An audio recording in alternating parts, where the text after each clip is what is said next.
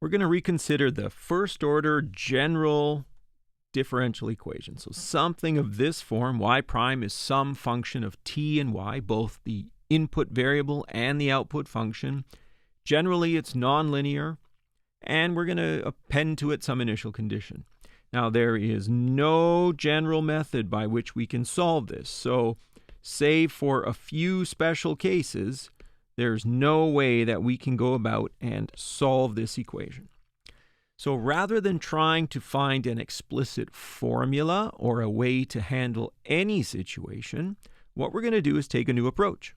We're going to come up with what's called a numerical approximation of the solution. So just to really clarify what that means, we are not going to look for a formula. We're giving up hope of finding a formula. Instead, what we're going to do is try to come up with a list of values that will approximate the function, the solution to the equation at some predetermined locations.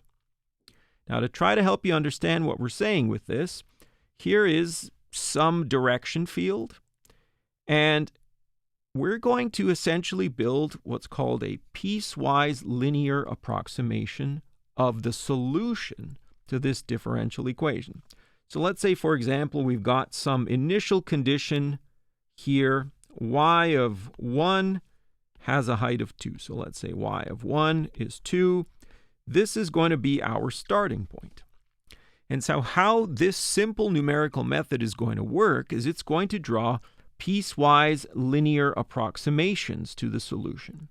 Now, to unpack that, we're going to start at some predetermined point. So this is the initial condition we've got, and we're going to use the direction field to construct a direction and a tangent line for us. So we'll build a tangent line in the direction of wherever the arrow is pointing right at that point. And we'll follow it for some length. Let's say we want our step here to be that long. And when we get to that point, we are going to see what the direction field is doing. And then we are going to take another step of the same size. But the direction is going to point us in a different way. So there will be our second approximation. So this we'll call the initial point y0. This will be y1. This will be y2. There's no formula here. All I'm ever going to get out is the value of these dots. And then I just keep playing this game for however long I want my step size to be here. I'm going to let the direction field guide me to where I need to go. And in this way, I'm going to construct an approximation to the solution.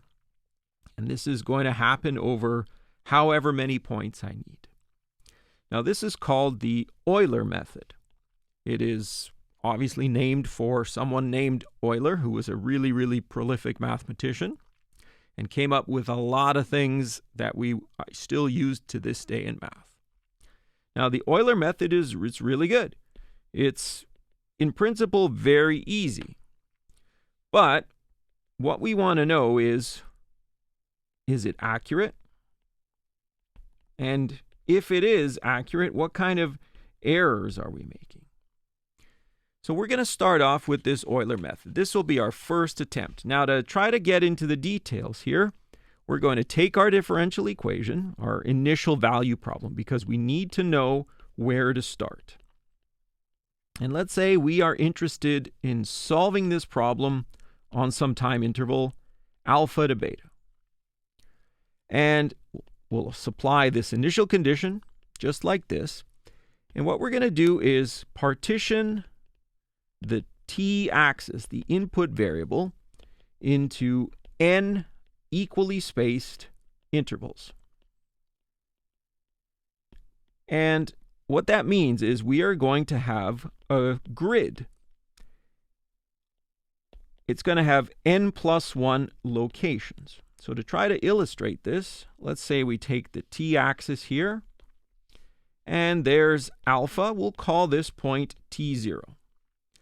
And what we're going to do is take the spacing of the interval. We'll say the spacing here will be h. We'll go beta minus alpha, so the final time minus the initial time over the number of subintervals we want. So beta minus alpha over n. And each one of these steps here is going to be the same width. We'll have T1, T2, so on and so forth. We're going to say that T0 will be alpha. We'll call the very last point Tn.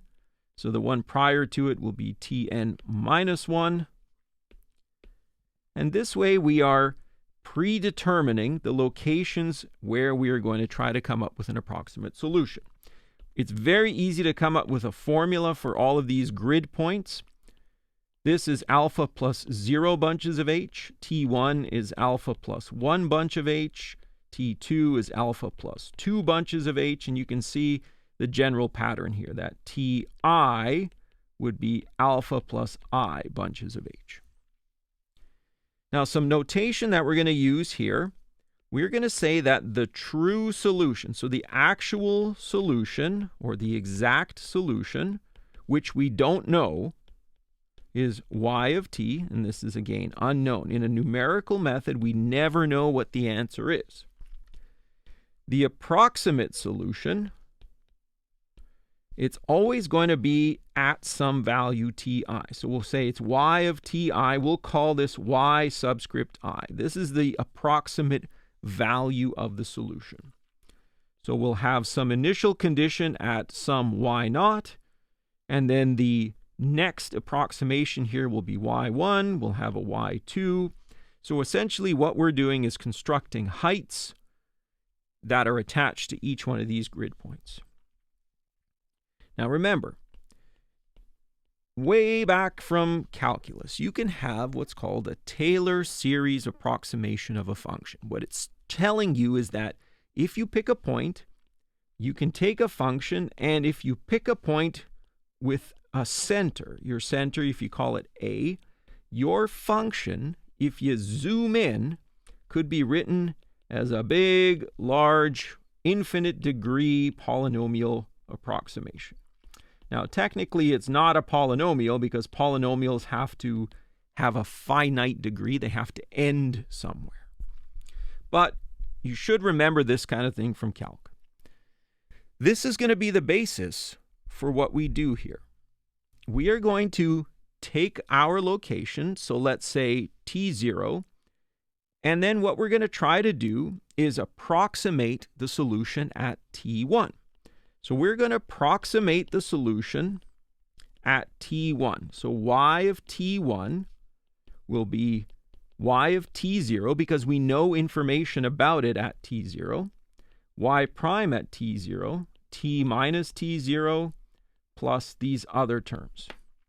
Now in the Euler method, we are going to neglect these terms. We're going to what's called truncate them or neglect them, because all we're interested in is this linear approximation. That's how the Euler method works. It takes the Taylor expansion and it cuts off the rest of the terms. Now note, T1 is really T0 plus H, so that when I try to come up with the solution here at T1, y of T1, it's y at T0 plus H. And if I were to plug all of this in, the Taylor formula upstairs collapses really nicely. It's y prime of T naught. T minus T naught, this just collapses down to H, because I'll have T naught plus H minus T naught. So that all goes away. I do have a bit of an issue because I don't really know the value of the slope at that initial point, but this comes from the differential equation. Remember that the differential equation tells me what the slope is, but I just need to use the right-hand side. So the right-hand side in general is some function of t naught and y naught, so that's what I need to use. And so what I'll end up with here is y of T1 is y of T naught, so that's the initial value, plus the slope as determined by the differential equation times h. Or I'll get y1 is approximated by y naught plus the dE times the step size. That's pretty straightforward. And that's exactly how we advance the solution to the first grid point. And so what we're doing, if you want to visualize this, is here's T naught, here's the initial condition at a height of y naught. Let's say that the direction field has an arrow that points like that. What we're doing is taking this information and we're building a linear approximation here. We're building a linear approximation till we get to this value of y1. So this would be the approximation. Now, in general, it isn't going to match the true solution, because as we move away from that initial point, the direction field may generally change. So it's very likely the case that the true solution is here at some other point. And that means that there's, in general, an error, the difference in that height. Y of t1 minus y1 would be the error. But we have to accept that there is going to be some error when we use a numerical method, because there is no other way around it. Now what we do is we repeat. If we're interested in y2, we are going to build a Taylor approximation based on y1, y prime, at t1, t minus t1. So y2 is really the solution that we're interested in. Now, a difficulty when using a numerical method is we don't know the exact solution. We don't really know what these things are. So we have to replace them with the approximate values. And just to try to be a little bit more explicit about that, if we take our y2, the best we can do for this first term is just use the approximation we calculated a moment ago, y1. Once again, we can use the differential equation here. It's going to be f at t1. And really, it should be y of t1 here. And this would be t1 plus h minus t1. Now, we don't know what this is. So once again, we have to replace it with the approximate solution. And then this becomes an h. And this is how this Euler method works. And then we just continue on with this. y3 is going to be y2 plus f of t2 y2 times h, y4, y3 plus f of t3 y3 times h, all the way down the line until you get to the very last solution, the very last location. This is going to be the approximation from the step before and the approximate value at the step before times there. So what this does is it builds a sequence, and the sequence that we're getting is the y naught, y1, all the way down to yn of approximate or approximations to the solution at the points t naught, t1, all the way down to tn. That's what we're doing. We are not trying to calculate a formula. We are trying to come up with an approximation of the value. So I should say to the solution value at those points. And this is better than nothing. We're letting the differential equation tell us where we need to move, and we're letting the equation itself tell us what values to take. We do have to make some errors along the way. There's always going to be errors present because we used y1 versus y of t1. And we use this all the way down. But we're going to hope that it tells us something useful. And we'll take a look at an example to see.